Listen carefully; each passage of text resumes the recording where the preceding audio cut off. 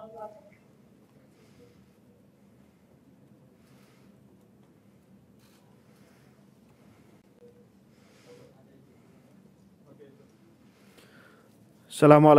warahmatullahi wabarakatuh dan salam keluarga Malaysia, sihat sejahtera.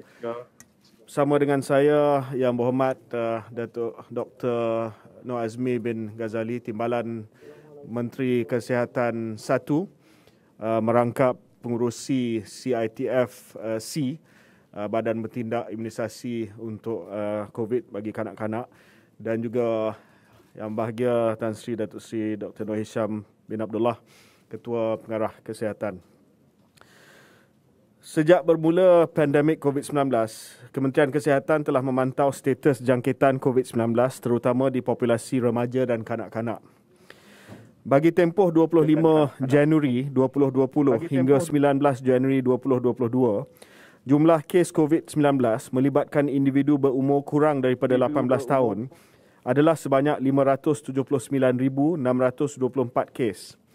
Daripada jumlah tersebut, sebanyak 269,773 kes melibatkan kanak-kanak berumur 5 hingga 11 tahun.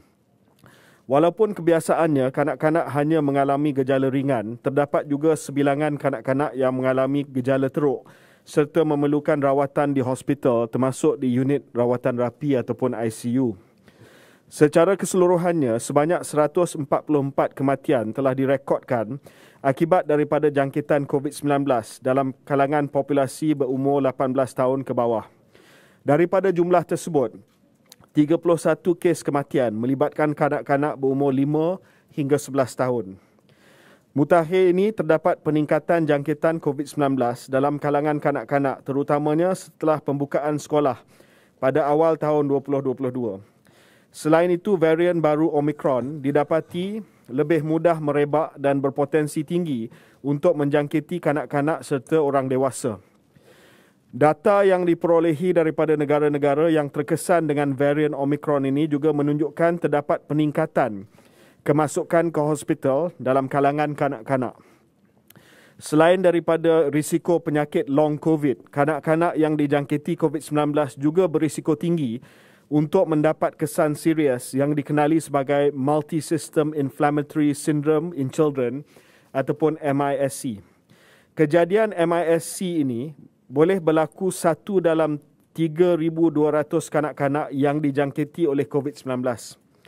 Kanak-kanak tersebut boleh mengalami gejala yang sangat teruk seperti demam yang berlarutan, tekanan darah rendah, sawan, serta keradangan pelbagai organ termasuk jantung, myocarditis, paru-paru, buah pinggang, otak, kulit, mata, saluran usus dan lain-lain.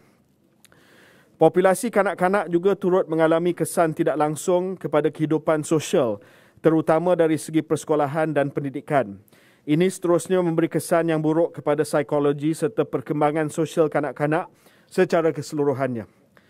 Melihat kepada keperluan untuk melindungi populasi kanak-kanak ini, KKM melalui pihak berkuasa kawalan dadah DCA Malaysia telah menganalisa data-data keselamatan dan keberkesanan serta bersetuju untuk memberikan kelulusan bersyarat kepada vaksin Comirnaty 10 mcg concentrate for dispersion Pfizer-BioNTech pada 6 Januari 2022 untuk kegunaan kanak-kanak berusia 5 hingga 11 tahun. Vaksin mRNA ini telah menjalani kajian klinikal yang sangat ketat dan teliti bagi memastikan kualiti, keselamatan serta keberkesanan vaksin tersebut. Hasil dapatan kajian klinikal vaksin menunjukkan keberkesanan sebanyak 90.7% serta berupaya untuk meningkatkan tindak balas imun yang tinggi terhadap penyakit COVID-19. Namun seperti vaksin yang lain, vaksin Comirnaty formulasi khas untuk kanak-kanak ini juga boleh memberikan kesan sampingan vaksin yang biasa dialami oleh kanak-kanak seperti sakit pada tempat suntikan, kemerahan dan bengkak. Tindak balas sistem pula termasuklah keletihan, pening kepala, sakit otot, menggigil dan demam. Kebanyakan kesan sampingan vaksin ini adalah ringan dan sederhana serta tidak berpanjangan. Program vaksinasi COVID-19 untuk kanak-kanak berusia 5 hingga 11 tahun menggunakan vaksin Comirnaty. Formulasi khas untuk kanak-kanak ini juga telah dilaksanakan di beberapa negara, termasuklah Amerika Syarikat, Kanada, Australia dan Singapura. Real world data melaporkan insiden myocarditis atau radang otot jantung setelah mengambil vaksin mRNA adalah sangat rendah. Amerika Syarikat telah melaksanakan pemberian vaksin ini hampir 8.7 juta dos menggunakan formulasi khas untuk kanak-kanak, dan data awal Adverse Event Following Immunization ataupun AEFI telah mendapati insiden AEFI adalah jauh lebih rendah berbanding dengan insiden AEFI di kalangan remaja berusia 12 hingga 17 tahun. Melihat kepada keperluan untuk memastikan keselamatan kepada kanak-kanak yang akan menerima vaksin COVID-19 ini, KKM akan sentiasa memantau perkembangan terkini, terutamanya pola AEFI tersebut di peringkat global. Buat masa ini, vaksin COVID-19 ini adalah disyorkan bagi kanak-kanak berumur 5 hingga 11 tahun. Apabila dimulakan nanti, pemberian vaksin pada permulaan program akan kita memberi keutamaan kepada kanak-kanak yang mempunyai masalah kesihatan kerana mereka lebih berisiko untuk mendapat penyakit COVID-19 yang teruk, termasuklah kemasukan ke hospital dan ke unit rawatan rapi ICU serta kematian. Masalah kesihatan tersebut merangkumi penyakit respiratory kronik, penyakit kardiovaskular, immunosuppression, kencing manis, penyakit ginjal kronik dan penyakit saraf. Sebagai makluman, formulasi vaksin COVID-19 Comirnaty yang akan digunakan dalam program vaksinasi adalah formulasi khas untuk kanak-kanak dan dibekalkan di dalam berbuli 10 dos penutup jingga dan perlu dicampur dengan 1.3 ml larutan garam biasa. Setiap dos yang diberikan adalah 0.2 ml dan mengandungi 10 mcg vaksin mRNA. Dos ini merupakan 1/3 daripada dos yang digunakan di dalam dos dewasa. Program vaksinasi kanak-kanak ini memerlukan 2 suntikan dos vaksin dan semasa yang telah ditetapkan oleh Technical Working Group KKM untuk program imunisasi COVID-19 adalah semasa 8 minggu antara dos pertama dan dos yang kedua.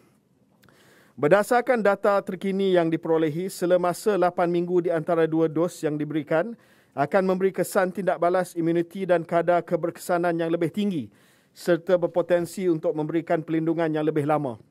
Selain itu, data ini juga menunjukkan semasa tersebut mampu mengurangkan risiko kesan sampingan dan telah disyorkan oleh badan-badan kesihatan seluruh dunia termasuk di United Kingdom, Kanada dan juga Australia.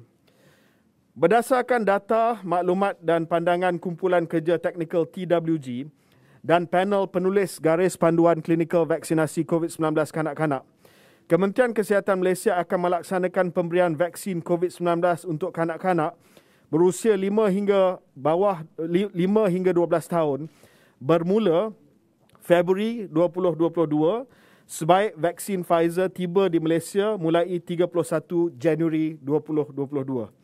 Pelancaran program pemberian vaksinasi kanak-kanak usia 5 hingga 12 tahun akan diadakan pada 3 Februari 2022 di Hospital Tunku Azizah, Kuala Lumpur. Ini adalah suntikan yang pertama.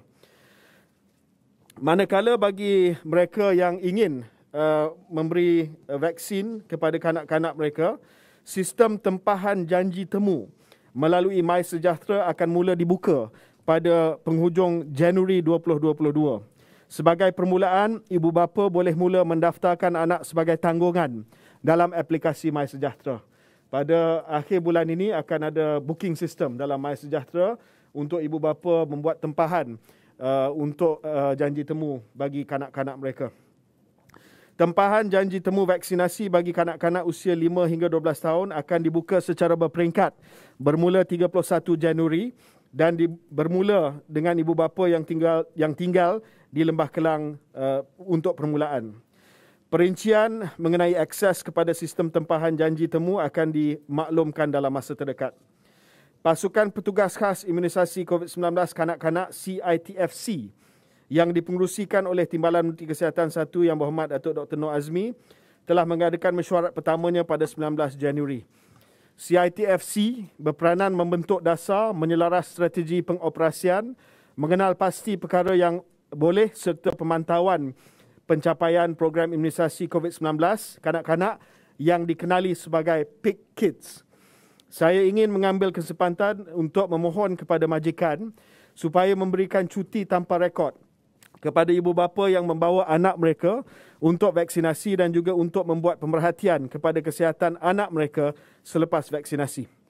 Kementerian Kesihatan Malaysia mensasarkan 70% kanak-kanak usia 5 hingga bawah 12 tahun dalam sistem pendidikan dapat diberikan dos 1 vaksin Pfizer kanak-kanak dalam tempoh 2 bulan dari tarikh program dilancarkan pada awal Februari dan 80% akan menerima dos lengkap dalam tempoh 6 bulan pelaksanaan.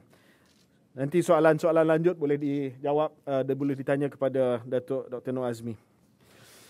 Selain daripada itu, saya ingin juga menyentuh soal isu penjualan sijil vaksin. Polis Diraja Malaysia telah berjaya mengesan dan melaporkan siasatan ke atas beberapa premis pengamal perubatan swasta yang didakwa terlibat dalam penjualan sijil vaksinasi. Hasil siasatan dan semakan oleh KKM dengan pihak PDRM mendapati setakat ini kesemua kes yang dikesan adalah melibatkan pelaksanaan vaksinasi berbayar yang dijalankan oleh pihak swasta ataupun private purchase vaccination, bukan di bawah PIK, tetapi vaksin yang dijual secara swasta kepada penerima vaksin. Sebagai prosedur yang ditetapkan, semua proses pemberian vaksinasi yang dijalankan oleh PIK dan private purchase perlu dilaporkan kepada KKM melalui sistem MyVAS bagi tujuan rekod dan pengeluaran sijil vaksin. Bagaimanapun dalam insiden-insiden ini, apa yang berlaku adalah pengamal perubatan swasta yang terlibat telah memberikan laporan pemberian vaksinasi palsu kepada KKM. Maksudnya dia tak suntik, dia beli vaksin itu, dia tak suntik dan dia buang vaksin. Ini private purchase vaksin yang dia beli. Buat masa ini, siasatan masih dijalankan oleh pihak polis dan KKM akan memberikan kerjasama yang sepenuhnya. Saya juga telah minta supaya pembekal vaksin Sinovac dan juga vaksin Sinopharm yang terlibat dalam program private purchase vaccination ini untuk perketatkan SOP mereka supaya kes seperti ini dapat sama ada dikurangkan ataupun tidak berlaku lagi. Ya. Sebab ini memang berada di luar daripada program kerajaan. Dan juga saya telah maklumkan kepada KKM supaya kita di peringkat KKM juga akan buat pemantauan secara rawak kepada klinik-klinik yang terlibat dalam vaksinasi untuk memastikan bahawa perkara ini tidak berulang. Semalam 19 Januari, KKM bersama Kementerian Pelancongan Seni dan Budaya telah mengadakan sesi libat urus bersama Persatuan Agensi Pelancongan Umrah bagi mendapatkan maklum balas berhubung hala tuju industri umrah susulan daripada keputusan penangguhan sementara yang sedang berkuat kuasa.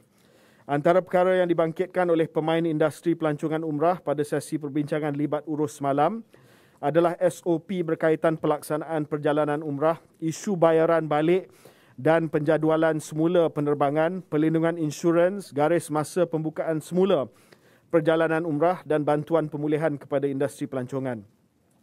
Pada sesi tersebut, saya dan Yang Berhormat Menteri Motek telah menyatakan komitmen untuk memperincikan dan memperhalusi setiap isu serta cadangan yang dikemukakan di peringkat kementerian masing-masing sebelum membentangkan cadangan penambahbaikan SOP kepada mesyuarat Kotet Menteri COVID-19 akan datang. Antaranya termasuklah proses saringan semasa ketibaan di pintu masuk antarabangsa KLIA, pelaksanaan kuarantin sama ada di stesen kuarantin atau di kediaman, dan juga peranan agensi pelancongan umrah sebelum, semasa dan selepas mengerjakan umrah. Khusus bagi garis masa pembukaan semula perjalanan umrah, kedua-dua kementerian komited untuk memuktamadkan proses penilaian risiko dan SOP perjalanan umrah dan insyaAllah untuk kita setuju sekiranya SOP dan juga penilaian risiko dapat dilaksanakan dengan baik untuk kita buka semula perjalanan umrah menjelang pertengahan bulan Februari, iaitu bulan depan. Ya. dengan tertakluk kepada penilaian risiko dan juga untuk SOP disetujui oleh semua pihak.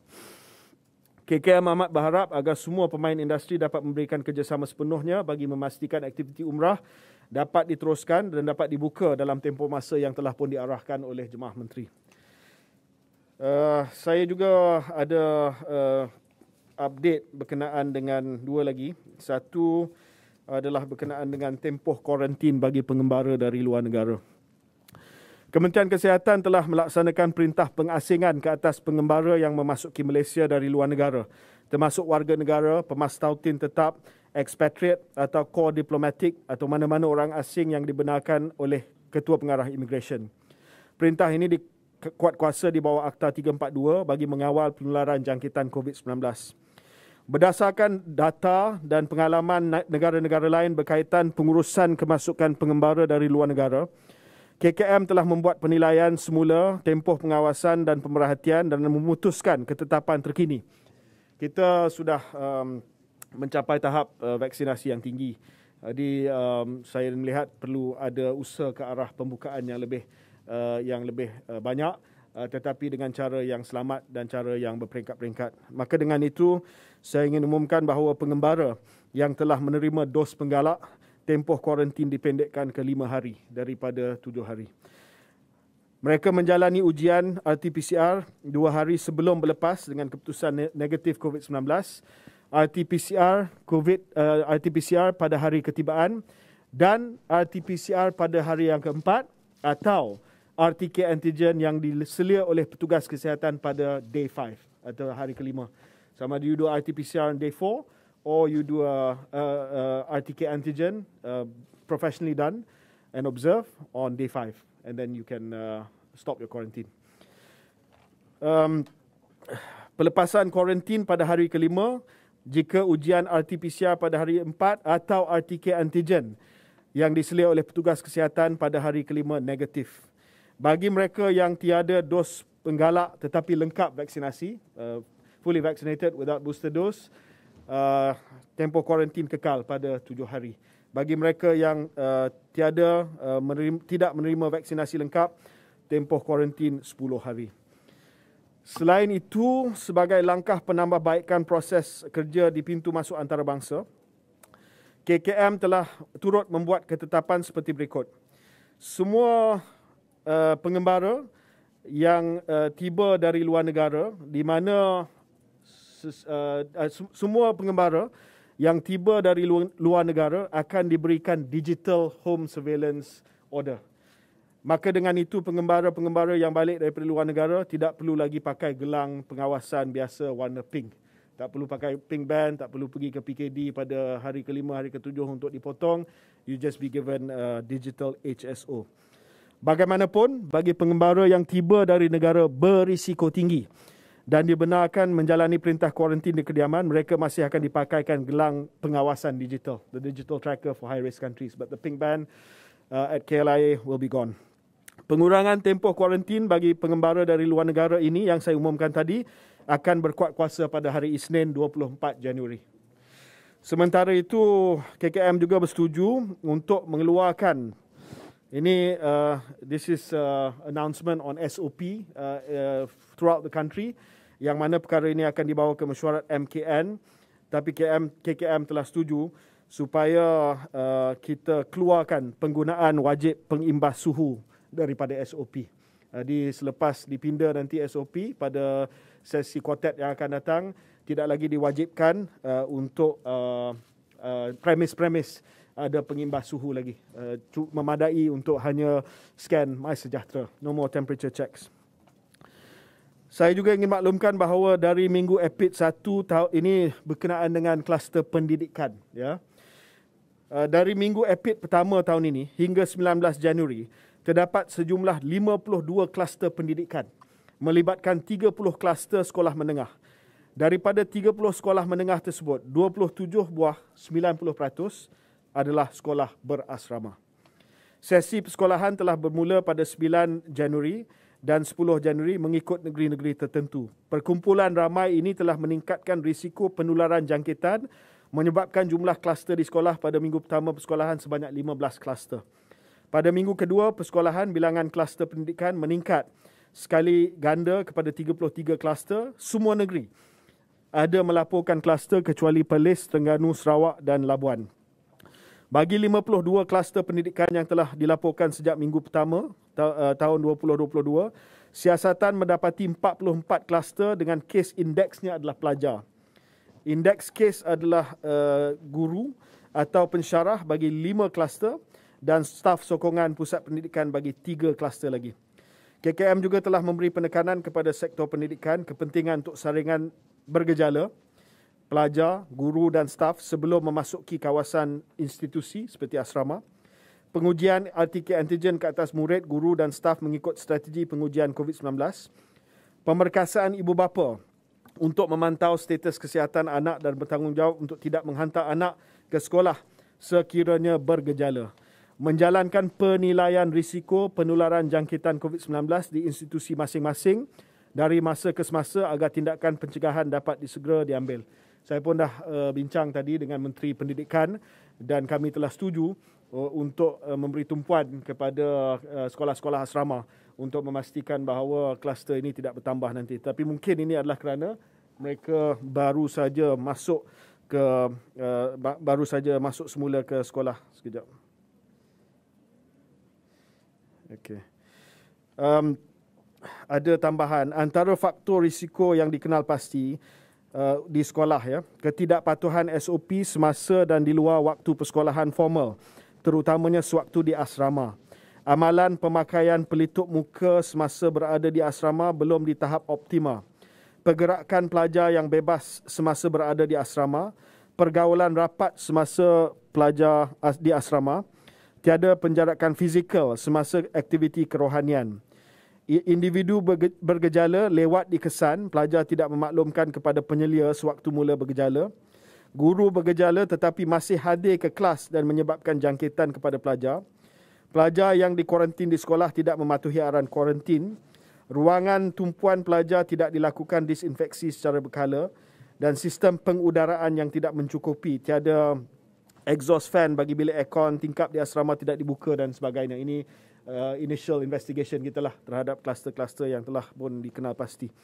KKM juga ingin mengingatkan kepada pegawai kesihatan daerah sekiranya terdapat kes positif dilaporkan oleh pihak sekolah atau institusi pendidikan, siasatan dan penilaian risiko perlu dijalankan bagi menilai status penularan jangkitan. Selain itu, tindakan pembersihan dan disinfeksi serta pengesanan kontak perlu dijalankan di samping pelaksanaan aktiviti kawalan dan pencegahan COVID-19. KKM akan mengadakan perbincangan berterusan dengan KPM dan KPT bagi mengukuhkan aktiviti kawalan dan pencegahan penularan jangkitan COVID-19 di institusi pendidikan. Sebelum saya buka kepada soalan, saya ingin jemput Yang Bahagia Tan Sri KPK untuk memberi penjelasan berkenaan dengan kesan sampingan ataupun AEFI terutamanya bagi kes-kes booster, dos penggalak yang telah pun dilaporkan dalam media baru-baru ini. Silakan Tan Sri.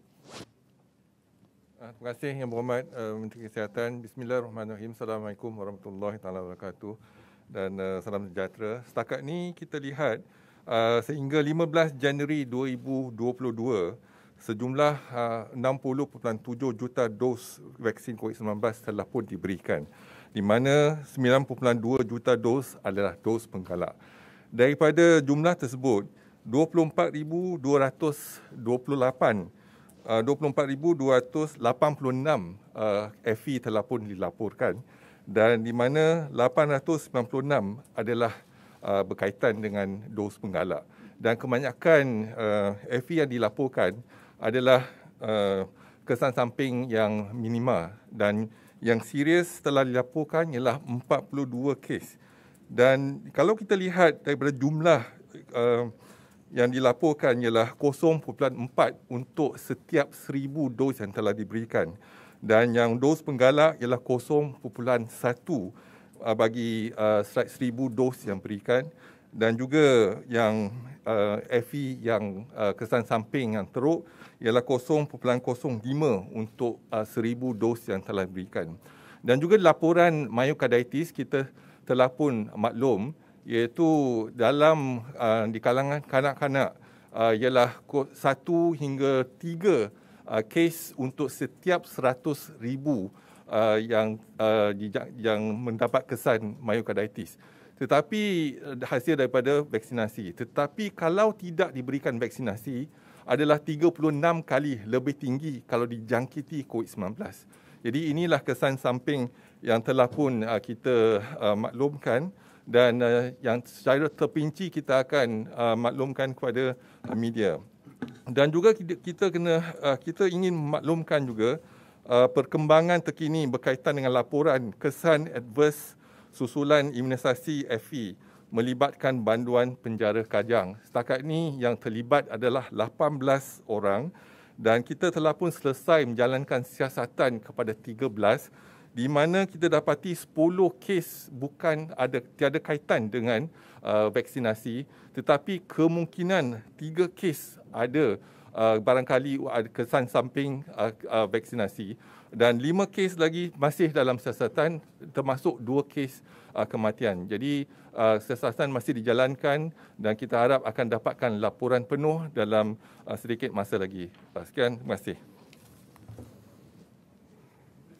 Cuma nak tambah sikit berkenaan dengan AFI. Kita ada proses yang ketat untuk kita siasat dan sahkan sama di AFI itu adalah disebabkan vaksinasi ataupun tidak. Dan siasatan ini bermula pada Jawatankuasa Pharmacovigilance sebelum dia melalui 2 lagi peringkat Jawatankuasa. Dan ini melibatkan postmortem atau melibatkan pandangan klinikal di peringkat hospital sebelum kita membuat keputusan sama ada kesan itu disebabkan vaksin ataupun tidak. Ya. Okey, saya buka kepada soalan. Berkenaan dengan kluster pendidikan tadi, adakah KKM akan mengusulkan kepada KPM untuk menutup sementara sekolah berasrama penuh? No. Kita sudah sampai tahap di mana saya rasa kalau tak silap saya Datuk Azmi 90% daripada remaja dah dapat vaksin kan? 90% daripada remaja kita dah dapat vaksinasi. Dan jangkitan ini adalah perkara yang akan jadi. Ya. Kita tak boleh lari daripada jangkitan. Malah tidak ada negara sekarang melainkan mungkin negara China yang mengamalkan zero COVID policy. Dan selagi kesan gejala jangkitan itu tidaklah teruk, mereka boleh hanya diasingkan di asrama ataupun di rumah. Jadi saya telah tanya Tan Sri tadi, sebahagian besar daripada jangkitan di asrama ni sama ada tidak ada gejala ataupun gejala ringan saja. Jadi saya nampak bahawa tidak ada keperluan untuk kita buat blanket ruling untuk tutup semua sekolah-sekolah asrama. Ya, saya rasa itu adalah satu langkah ke belakang. Kita ambil tindakan mitigasi terhadap kluster yang berlaku. Tetapi untuk nak kata tak perlu ada kemasukan ke asrama, no. We now, seperti mana yang saya sebutkanlah, kita sebelum Omicron ni ke arah untuk beralih ke fasa endemik. Ya, jadi jangan kita menyusahkan pelajar-pelajar ini dan juga ibu bapa mereka. We want the schools to be open. We want the kids to be at school. We have to progress forward. We must percaya kepada keberkesanan vaksin dan juga langkah-langkah keselamatan ataupun kesihatan awam yang lain. Yeah? It's manageable. Okay? Bila berlegal di media sosial mengenai isu kematian yang dikaitkan dengan booster, sedikit sebanyak ia menghakis keyakinan rakyat untuk mengambil dos booster. Mungkin KKM ada nasihat untuk mengembalikan keyakinan kepada mereka untuk mengambil dos penggalak. Terima kasih. Ya, seperti mana yang Tan Sri sebutkan tadi, kita akan keluarkan semua data-data berkenaan dengan kesan samping disebabkan booster, bahawa booster program kita adalah booster program yang selamat. Dan sebahagian besar daripada berita yang tular di media sosial dan sebagainya tiada kaitan dengan vaksinasi. Sebab itu, bila kita terima laporan AFI, kita menjalankan siasatan dengan rapi. Ya, bukan kita ketepikan, kita menjalankan siasatan dengan rapi. Lebih-lebih lagi kalau ada kes kematian. Kita minta kebenaran daripada waris untuk membuat postmortem, untuk buat otopsi supaya kita dapat tahu apakah sebenarnya kesan kematian. Dan bila dilaksanakan postmortem, kita boleh memberi laporan kepada waris bahawa inilah punca kematian yang disahkan oleh postmortem. Tapi kalau kita melihat ya, kita hari ini sudah pun berjaya memberi 10 juta dos penggalak. 10 million. Maknanya 10 juta orang telah menerima dos penggalak. Itu adalah 43% daripada golongan dewasa kita. Walhal sasaran peak booster kita ni adalah 80% daripada dewasa. Jadi kita dah halfway there. So dari segi penerimaan, kita akan melihatlah untuk minggu-minggu yang mendatang sama ada kita dapat kekalkan momentum. Tetapi pemberian dos harian kita semakin meningkat. Ya, tahun ini semalam kita telah beri 258,000 dos penggalak semalam. Ya, jadi ia semakin meningkat. Jadi peningkatan ini menunjukkan keyakinan orang ramai terhadap keselamatan dan juga keberkesanan dos penggalak kita. Okey, Kod Blue, Bu Siulin. Okey, hold on. Kita cuma telah membuat pengumuman bahawa untuk mengekalkan status vaksinasi lengkap, perlu diambil dos penggalak bagi warga usia 60 tahun ke atas dan juga kepada semua yang telah mendapat vaksin Sinovac. Bagi mereka yang lain yang tidak tergolong dalam kategori tersebut, belum lagi ada apa-apa keputusan untuk mengubah status fully vaccinated mereka. YB menyatakan bahawa jangkitan COVID-19 bagi kanak-kanak meningkat selepas pembukaan sekolah. So jadi untuk yang pemberian vaksin melibatkan kanak-kanak berumur 5 hingga 11 tahun ini akan diwajibkan ke atau tidak? No, dia tidak akan diwajibkan sebab kita pendekatan kita adalah lebih kepada mendidik parents tentang keselamatan dan keberkesanan vaksin. Kita dapati bahawa walaupun penerimaan untuk kanak-kanak ini tidaklah rendah, tetapi dia tidaklah setinggi vaksinasi COVID untuk dewasa. Tempoh hari survey yang kita buat, kurang daripada 60% yang setuju untuk memberi anak-anak mereka vaksin ini. Jadi kita akan mula secara berperingkat dulu. Kita akan bagi mendidik parents dan mungkin selepas lebih ramai menerima vaksin ini dan mereka melihat bahawa tidak ada apa-apa masalah, saya harap lebih ramai akan tampil untuk memberi kebenaran kepada anak-anak mereka untuk menerima vaksin. Kita dah beli mencukupi untuk semua 5 to 11 di Malaysia. 2 dos. Kita dah menandatangani perjanjian dengan Pfizer. Jadi soal bekalan itu cukup. Dia akan mula datang pada 31 hari bulan secara berperingkat-peringkat. Tetapi dari segi pelaksanaan, kita lebih kepada cara untuk mendidik dan cara untuk convince parents untuk memberi vaksin kepada anak mereka. Betul tak? Ya.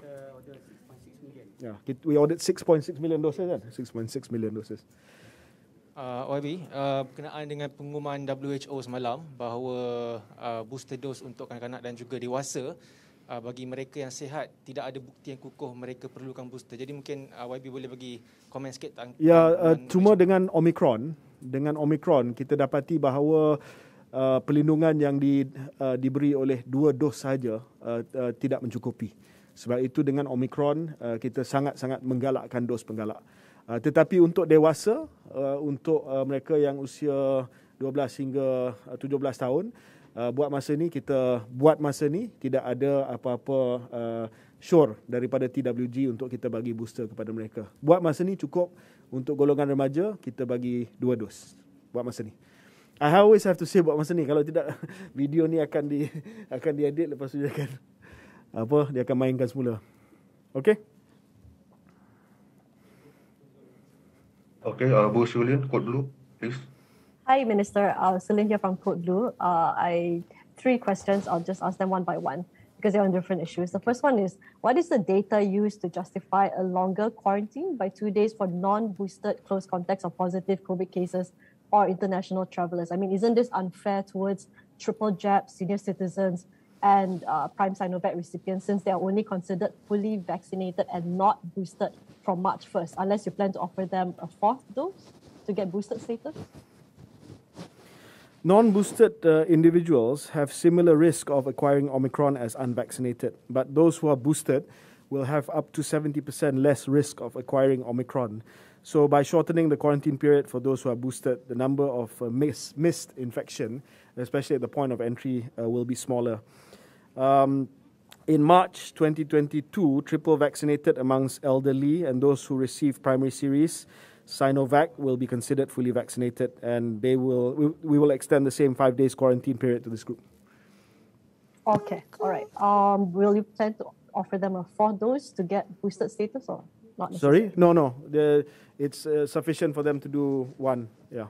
Okay. My second question is, will MOH undertake a regulatory... But sorry, the caveat is sufficient for them to do 1 for now until we have different data. Yeah? Okay. Yeah. Sure. All right.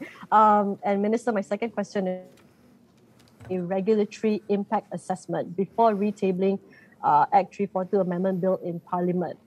This is because the Chief Secretary to the government's 2012 circular states that RIA must be done for all proposed laws, policies and regulations. So will you do that first before you table the bill? Referring to the circular on the national policy for the development of implementations of regulations, the regulatory impact analysis, or RIA, is necessary to ensure that any new regulation will have clear objectives, taking into account the best alternatives based on cost-benefit impact assessment and input, including views from all stakeholders. However, there is an exception if a new act or amendment to regulations are related to national security and sovereignty. They are exempted from this requirement. In view of amending Akta 342, we have referred to the Malaysian Productivity Corporation, the lead agency for RIAs, on the need for RIA based on the factors below. The amendment to Act 342 is considered a matter of national security. The amendment to this act is not focused on businesses, investment or trade per se. The Act 342 is amended based on the provisions in the emergency ordinance and regulations under Act 342 that have been disclosed.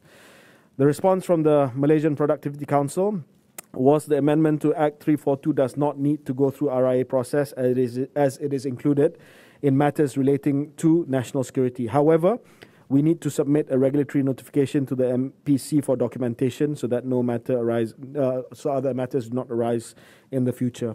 That's the position right now. Okay. So even though we are moving towards endemic status, but you still consider COVID to be a national security issue? It's not for COVID. Akta 342 is Akta infectious disease. We are trying to future-proof the Akta. It's for all infectious diseases. That's the problem. People think Akta 342 adalah Akta COVID. It is not. It is Akta penyakit berjangkit. It's infectious disease. So we have to amend it so that when disease X comes later, it's ready for disease X. Okay? So to clarify, all infectious diseases are matters of national security? Absolutely, then? absolutely. Okay, just my final question. On the Gombak case, because the police assumed that all 5,600 registered vaccine recipients had bought their fraudulent MySejahtera certs, and unless the police torture a confession out of these anti-vaxxers, will we never know exactly who is unvaccinated because antibody test, as you said before, is unreliable to check? Well, on the sijil palsu ni kita tunggu siasatan daripada polis lah. I don't want to preempt the police's investigation, but what we know is that once the investigations and also the due process in the courts prove that these vaccine certs were fake, then we will clean up the MySejahtera list to make sure that those who are proven to have bought their vaccines are taken off the list. That's the only sure way that we're gonna know. All right, thank you, Okay, Minister. thanks, Sulen. Okay. All right, next, Min Kau, Phonic TV. Yeah, good afternoon. Good afternoon. I have actually it's 2 or 3 questions. The first is we noticed that everyday cases is around 3,000 above or less, and that cases every day has decreased to within 20 cases every day. So has Omicron already become the main variant in Malaysia, and will the policy containment or measures has some adjustment in the future for the new wave of the Omicron? Thank you. Omicron now represents more than 90% of all imported cases. And we will have an update soon on the percentage of the local cases, Omicron and Delta, as we increase our genomic surveillance. But as far as imported cases are concerned, more than 90% Omicron right now.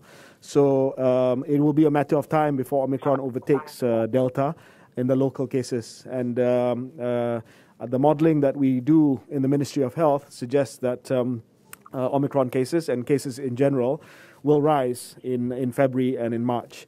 What we are seeing, however, is that the cases are not serious or as serious as Delta. So we have not seen a corresponding rise in hospitalizations, certainly not in deaths, and also in admissions into intensive care units.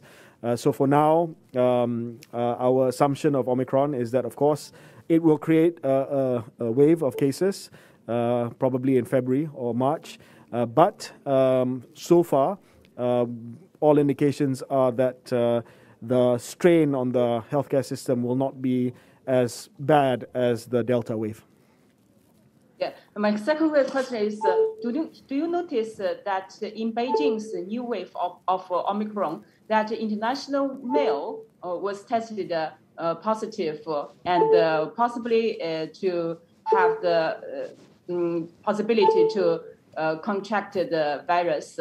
So in Malaysia, will Malaysia pay more attention on the international mail or goods for prevention? At the moment, we have no scientific evidence that COVID can be spread by mail or correspondence, physical correspondence. Of course, we will reach out to our colleagues in China to find out what the scientific basis is of COVID spreading through the mail. But for now, Malaysia has no scientific evidence that COVID can be sent in a letter or in a package. Yeah. The last question is, because of the new variant of the Omicron, it is that in some country, Israel, they have some data to prove that even the first dose of the Pfizer or Moderna are not more effective enough for preventing infections from the Omicron. So in European country, there's some event of the anti-vaccine certificate. What do you think of this phenomenon? And will Malaysia promote the vaccine certificate in the upcoming future? I think it is a bit premature to speak about a fourth dose and whether or not Omicron escapes a fourth dose. I think we don't want to scare the public into saying that there's more and more vaccinations to come. Let's focus on the booster dose and also the vaccination program for children. As far as vaccination certificates are concerned, we do practice this in Malaysia. You have to show your fully vaccinated status for you to enter into certain premises, and that stays for now. Next, BFM. Hang on a second, I've got a question here in Parliament, then I'll go back to BFM. All right. Because after we've looked at it, sebenarnya ia tidak menjadi satu langkah yang boleh mengekang penularan COVID-19. Yeah? I mean, there's no correlation, so to speak. Yeah?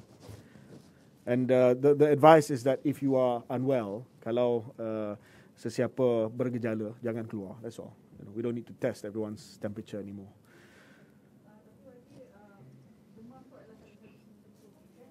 Or not. You know, you can be sick and not have COVID. It doesn't prove that you have COVID. That's my point. You know, I think we have reached the stage where we can do away with it. Okay. The other thing that we will suggest to MKN to do away with is the buku, because I can tell you we don't use the book for contact tracing. Yeah, so buku tu, yeah. Right, hi YB. I mean, it is not used extensively. I'm sure they've used it on the ground, but you know, it's not a reference that we have. Hold on. All right, BFM, can you proceed?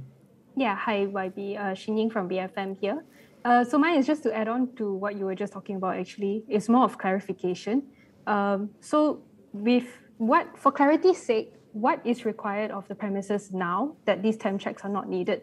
So like ensuring control capacities in the spaces And for dine-ins, you know, the need to check customers for their fully vaccinated certification and things like that. Do you mind just laying it out so that we know clearly? Yeah, so what is for premises like restaurants, shops, shopping centres, you will still we still require them as per MKN SOPs for you to do the QR code check-in when you go in. You're still required to show your vaccination, fully vaccinated certificate when asked. And you can be refused entry if you are not fully vaccinated, as in a yellow page on the My Sejahtera. And we highly, and of course, to observe distancing and masks when you're not eating and things like that. That's required. And we, of course, will recommend for you to switch on your My Sejahtera Trace Bluetooth. So that we can do contact tracing when you are in indoor spaces. You don't need to have your Bluetooth on all the time, obviously. If you're at home, you know, you can switch your Bluetooth off. But if you go into a crowded place, please switch on your MySJ Trace. It's not compulsory, but we highly recommend it. I think about 5 million people already activated it. But it's a useful tool, yeah? And somebody who's positive will upload the details. And then if you are a casual contact, then you will be informed. Doesn't mean that you are home quarantine. It just means that, you know, look out for symptoms, do a self-test. That's it. We want to try and make it as easy as possible for people now.